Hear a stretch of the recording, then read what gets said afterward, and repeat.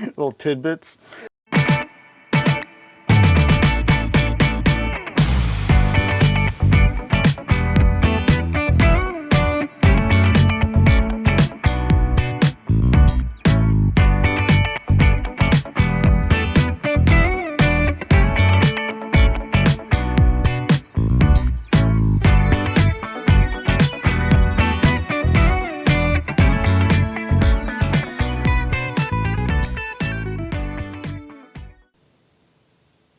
Welcome back to Big Johnston Garage, where we do big things with big, well, we just do big things.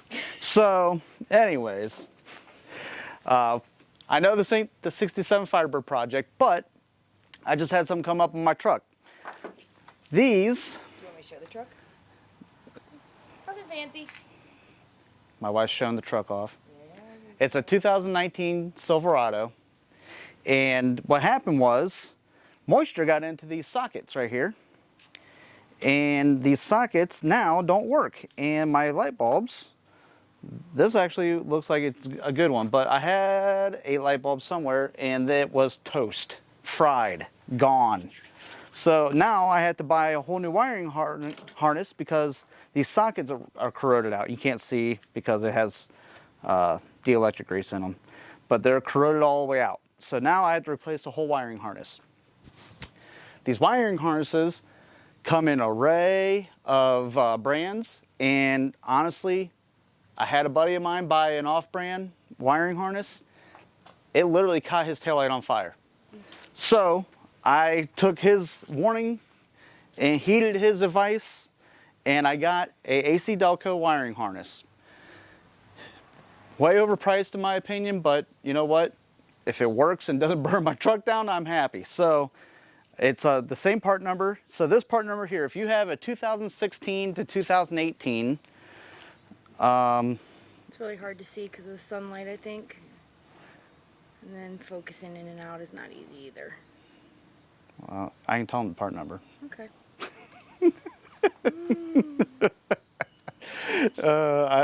I love the fact that she wants to help. So this part number is on the actual wiring harness is 22284AB Rev D. The Rev is important, the part number is important. But the actual part number, the GM part number, is 232959977. And this is for the passenger side. So like I said, 2016 to 2019 LD 1500 Silverados. That's what you'll need if you're having the same issue I'm having. So I got new light bulbs, and you do not have to run the Toshiba or however you say that. You don't have to get those. You can get Savannah's 7444LL-M is the part number for the light bulbs. So what I'm going to do now is I'm going to take this wiring harness out of the truck, and I'm going to replace it with the new wiring harness. So for the quick and dirty way I'm going to do it, I'm going to get side cutters. I'm just going to chomp it out, but always unplug it first, just in case you create a lot of people are going to say disconnect your battery. You can. It's not a bad idea. I'm not that smart, so I'm going to just do it with the battery plugged in.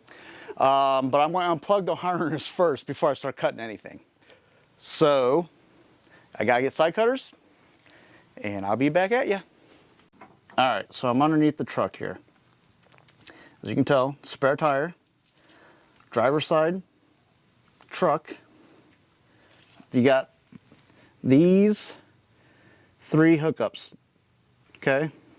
So, so this one here, I do believe is for like your trailer and brakes and all that stuff. So I think that one's for that one. The one I'm interested in is this one right here. The middle one, passenger side. So to take these off, there's a little clip on there. I might have to get a screwdriver to get that clip off because it's pretty on there. Okay, so try to focus on that, but I'm going after that middle one. So Hold your horse. Little tidbits. Tidbits of There's your tidbit. this stupid thing won't come off. Tidbit. So what I'm doing now is trying to get this plug off. I got the little red thing popped, and it's stuck on.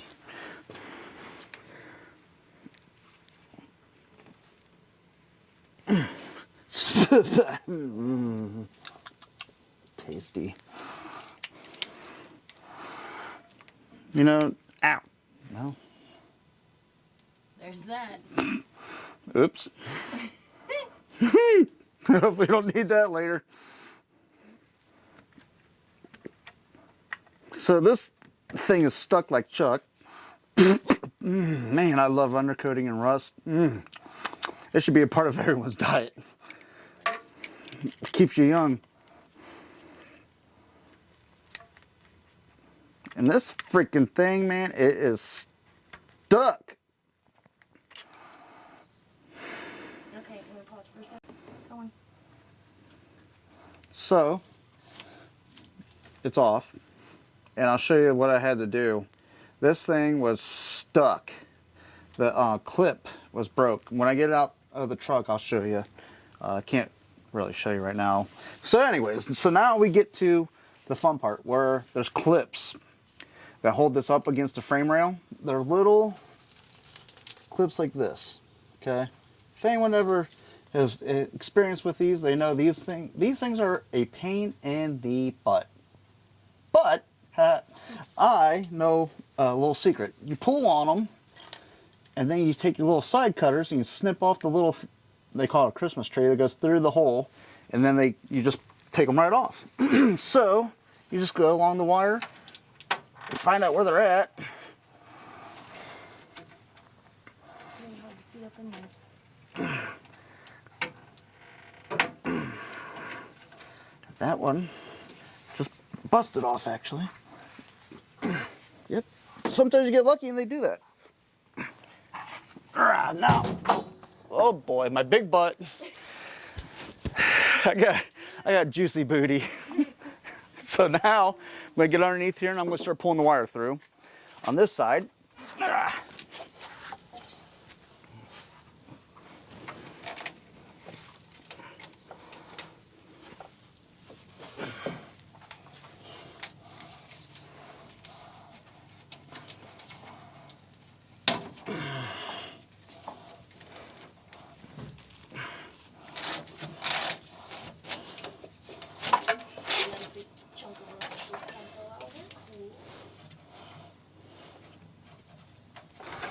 And simply pull this out. Here it is, the whole thing. I thought I was going to cut it, but it actually is not too shabby. Okay. So here is the end that plugs into the distribution block. That I had to really chew it up. This piece right here could not come free. This little red tab that goes up and down, I snapped that off because usually that's an issue. If you get that out of the way sometimes, it gets it up out of the way enough to you can do this. But I couldn't get this one to do that. So I had to break it apart and then go with the flat tip screwdriver and pull this up out of the way. So weatherproof seal, weather-tight seal, but it's a pain in the butt to get it back apart. So now we're going to put the wiring harness back in the way we took it out. And that's behind my wife's big booty. Excuse you. All right. I know, it's almost like we live in Ohio. Yeah, in September? Come on now. So drop this down in.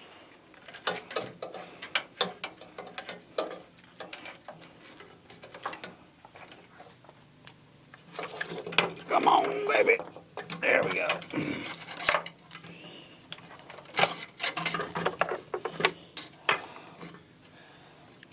Like so. New wiring harness. Then underneath, you just go in and you follow the holes. So you just plug them right back in the holes. You ripped all the old ones out. So I'm going to do that. I'm going to save you the boredom of that. going to do that real quick, and then I'll show you what you have to do when you plug it back in and get that secured away. So, you're probably going to hand me the camera, but so this red tab right here, okay, when you plug this in, you're going to hear it clip. That's this clip right here, clipping. And you want to shove this down, and that locks this clip in place, okay? So, push it in. Make sure you're going the right way. It only goes on one way. There's that clip. And then there's the other clip. Now, slide it back over top the... I'm going to try to anyway. Factory harness. Okay. Now, that's it from underneath here. Okay, so now we got that plugged in. We got our wiring harness, new wiring harness out here. What I'm going to do is I'm going to take some dielectric grease.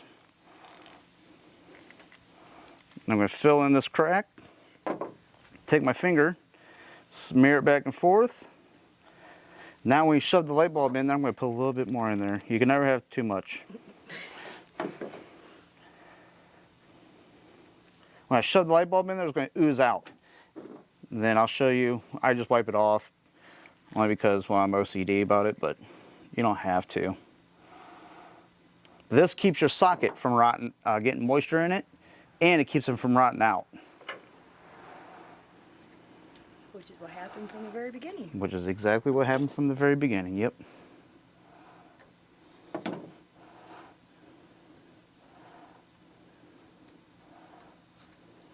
Okay.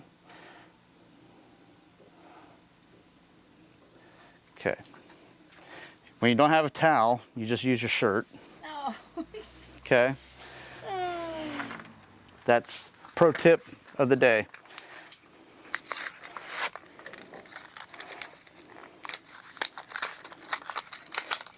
Here's the light bulb.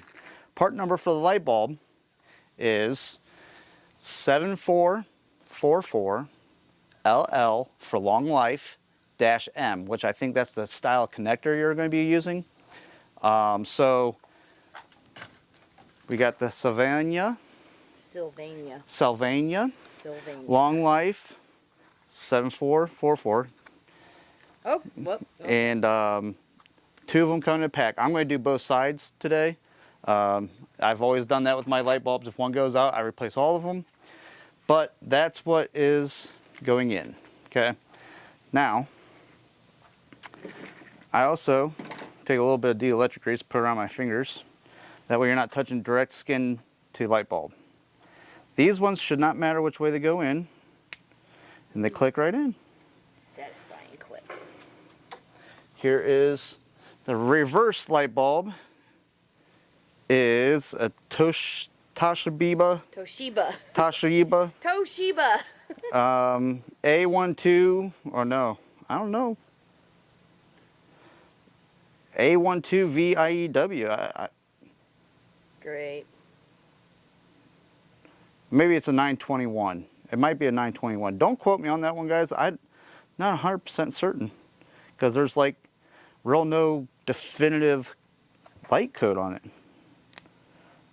There's that one. Wipe off the excess grease. I'm going to just use that. Shove inside here.